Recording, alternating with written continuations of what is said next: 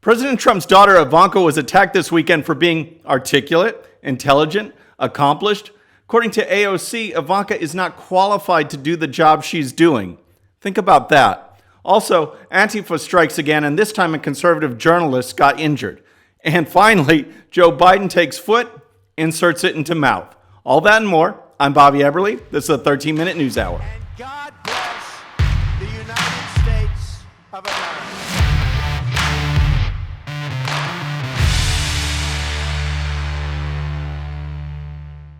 All right, friends, welcome to the show. And before you get started, I just want to tell you about my friends from Bottle Breacher. I was actually talking to their owner, Eli Crane, this weekend. We're going to trade some driving for shooting instruction. But you guys got to check them out. They have great stuff. I've got their whiskey coolers. Just check out the great products, all made in America. Just go to bottlebreacher.com. Use coupon code Bobby13-A1 for 20% off your next purchase. That's bottlebreacher.com. Coupon code Bobby13-A1. All right, friends, so you know President Trump he became president, right? Donald Trump did. And he also built this multi-billion-dollar empire. And two of his closest advisors throughout his whole life have been his kids, especially Don Jr.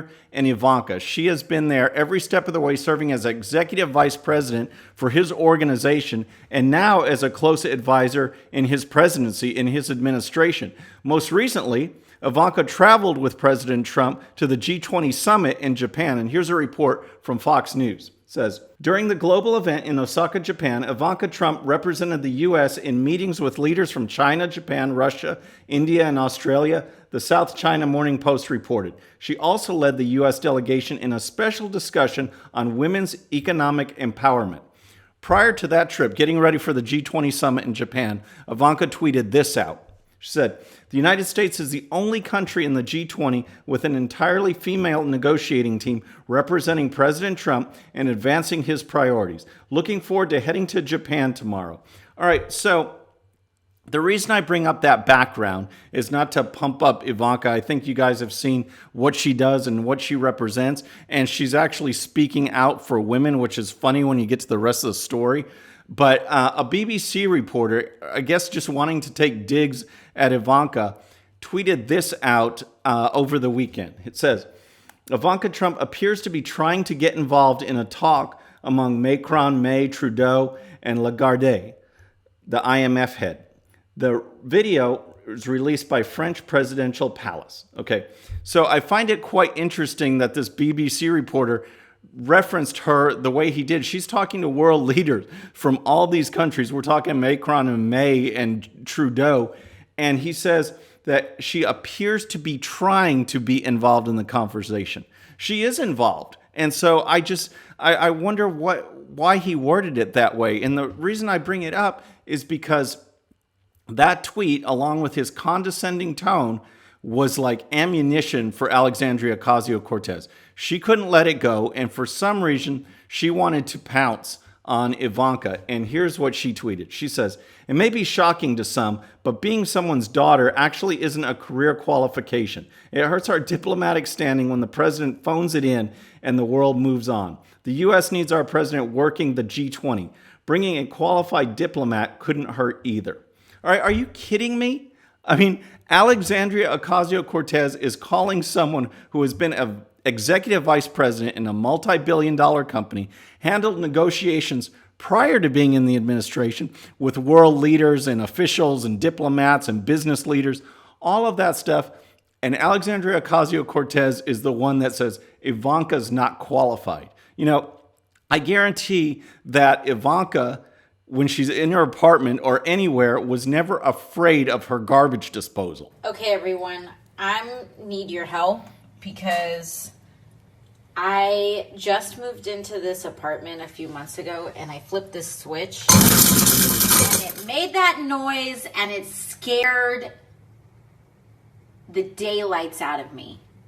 So one would think that working at a bar, okay, even if you didn't have anything in your apartment, working at a bar or restaurant, you'd kind of come in contact and know what a garbage disposal is. I am told this is a garbage disposal. I've never seen a garbage disposal. I never had one in any place I've ever lived. It is terrifying. I don't know what to use it for or what its purpose is. So it's just amazing. I mean, here she goes from bartender, never really using her degree at all, to criticizing someone for not being qualified. Take a look in the mirror. Go from bartender to setting major policy on environmental issues, judiciary committee issues, on and on and on, grilling executives from banks. What makes you qualified to do that? I mean, it's just absolutely outrageous. And the other thing is, why do it? Why do it at all when you have someone out there? I thought you are representing women and women's empowerment, and that's what Ivanka, advocates. She champions women's empowerment, and here Alexandria Ocasio-Cortez is using this opportunity to tear her down. It's just outrageous. The other thing that was going on this weekend was a counter-protest in Portland with Antifa, and they struck again, and just like they always do, just like the left does, they resort to violence. They talk about tolerance, but they resort to violence. And here's a report from the Daily Caller. It says, journalist Andy No, who frequently covers Antifa rallies, was attacked during a street protest in downtown Portland on Saturday. Footage of the attack shows a group of masked protesters swarming No, an editor at Quillette, punching him and pelting him with milkshakes. I mean, just take a look at this guy. Here's a picture that he posted from a video before he went to the hospital. And here is actually more from the Washington Examiner. It says, the Portland Police Bureau said officers also had been hit with eggs and milkshakes. The police department said they received information about there being some milkshakes thrown during the event that contained quick-drying cement, but it was not immediately clear who might have been hit by the mix. There were also reports of pepper spray being used. All right, so these are the people that advocate tolerance and getting along and welcoming different ideas, and they're throwing milkshakes loaded with quick-drying cement, punching and beating up people. That's Antifa for you. It just sums up the left so much because the media always ignores this kind of thing. A conservative says something and they freak out calling it hate speech. These people actually act on hate. They beat up people, and the media does nothing about it, and it's absolutely outrageous. They try and work with fear and intimidation to keep conservative viewpoints down, to keep conservatives from showing up, from speaking out, from advocating their positions. Rather than debate, they resort to violence and cement-laden milkshakes. It's absolutely outrageous. So, folks, I want to talk about Joe Biden for a second because we went over him. And some of the debate, it was kind of settled or thought that Kamala Harris scored some good points in the debate because she brought up race. She brought up race regarding Joe Biden, and he kind of implying that he was a racist by some of his policies. And she brought up busing and things like that. And he choked. He really did choke, because if you want to discuss the busing issue, it's not right. It's wrong to take people, rip them away from friends and relatives and neighbors, all for the sake of diversifying a school. Let people go to school where they want to go to school, live where they want to live, go to the school nearby instead of forced busing, all for the sake of diversity. It's not right. He could have argued it, but instead he said, he mumbled, and it came across that he didn't defend this racist attack. Well, so now, and the media was happy to join in, because I think the media, it's so far left, the candidates are so far left, and Joe Biden represents just old school politician. And old school, I mean by doing deals, by not being way out there in the fringe. He's adapting some of his ideas to try and fit this new electorate. But they don't want Joe Biden. They want someone like, just these like Bernie and Elizabeth Warren and all these people advocating Medicare for all and jobs for all and everything like that. No tuition, no college debt. And Joe Biden doesn't represent that. He's talking more like it, but he doesn't help his cause when all the far left is against him. And then he goes and does something like that and opens himself up for an attack by Kamala Harris. Well, guess what? He did it again. This time, he's in Washington or Seattle at a fundraiser, and this time, instead of racism, it's gay and lesbian issues. And here, his background, he's no racist. And here's the report from CNN that talks about some of the things that Biden said during this fundraiser. He said that Biden said if someone made homophobic comments today, that the person would not be invited back, and said it was wrong that a gay couple could get married one day and get fired the next in 22 states because they lack legal protections from job discrimination. Biden recalled when he was as vice president, said publicly in 2012 that he supported same-sex marriage before former President Barack Obama. Obama, who had previously said his position on the issue was evolving, announced his support for same-sex marriage after Biden's comments. The former vice president said he told the White House advisors at the time, the American people are so far ahead of other leaders on this issue. So that seems like pretty pro-LGBTQ language, rhetoric, right? But he couldn't stop there. He had to just take it one extra little bit. And here's what he said. Here's the report from CNN.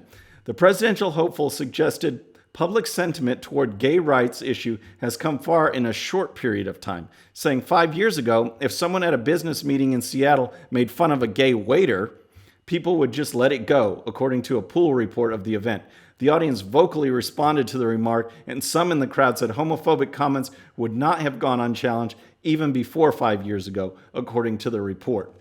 So again, he said some stuff that's very pro that issue, but throws in this one-liner, throws it in, and that's what the media keys on. You can bet the other candidates are going to do it, talk about it as well. So not only is Biden racist, but he's also homophobic, and he just keeps doing it to himself. And this is why I said at the very beginning, watch out, because he's going to start high in the polls, because he seems to be that rock, that one that brings all the old money, all the big donors from years and years and years.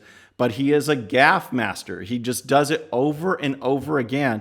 He has to be cognizant. His team has to be aware of how he's going to get attacked and be careful what he says. And yet he does it over and over and over again. So folks, finally, I want to leave you with President Trump. And I just want to show you this video right here. Take a look. Do you feel, Excellency, take a step forward? You will be the first U.S. president to cross this line.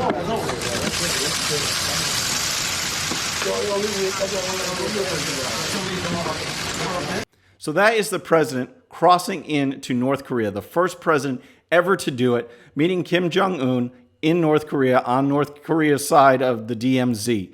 And it's just absolutely amazing. I mean, North Korea, as far as its human rights violations, is absolutely pathetic. It's atrocious. It's one of the worst countries in the entire world. So, and we have to keep on that. But this dialogue that President Trump has, I really think he's in the North Korean leader's head, and he needs to continue to do it because Kim Jong-un does not know what to think.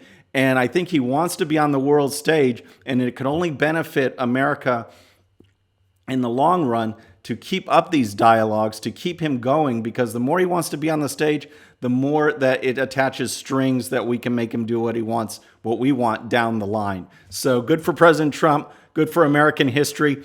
Folks, that's our show for today. Next show will be Wednesday. I hope you enjoyed this one. Please subscribe and please tell your friends. Hit that bell when you do. I'm Bobby Eberle. This is a 13-minute news hour.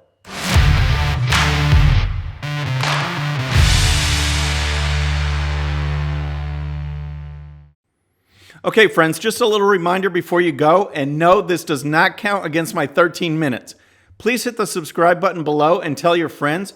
And if you happen to miss our last show, you can check it out right here. And also for great conservative news and commentary, please check out GOPUSA.com. All right, folks, we'll see you on the next show. Have a great day.